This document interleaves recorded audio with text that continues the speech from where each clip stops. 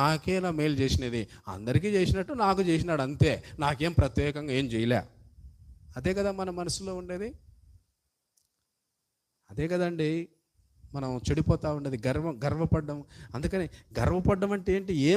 ఏం పెద్ద పాపం చేసినాడు ఈయన హిజ్కియా? ఏ విగ్రహారాధన వైపు పోలే.